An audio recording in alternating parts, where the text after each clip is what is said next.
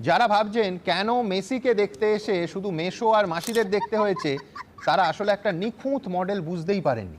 এই খেলা কিন্তু অতি পুরনো খেলা এবং এদেশের বহু রাজ্যে এই খেলা এর আগে হয়েছে, এখনো হচ্ছে।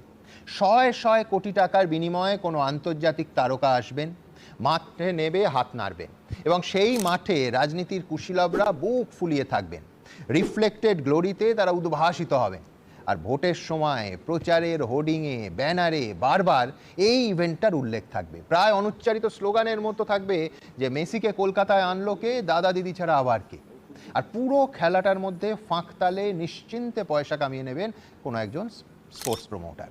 আচ্ছা ভাবুন তো, কলকাতার লেক টাউন অঞ্চলের মানুষের সত্যিই কি একেবারে হুবহু ঋত্বিক রোশনের মতো দেখতে একটা 70 ফিটের মেসির মূর্তির কোনো প্রয়োজন ছিল? আর যারা সাধ্যের বাইরে গিয়ে হাজার হাজার টাকার টিকিট কেটে কাক ভোর থেকে লাইন দিয়ে স্টেডিয়ামে ঢুকলেন,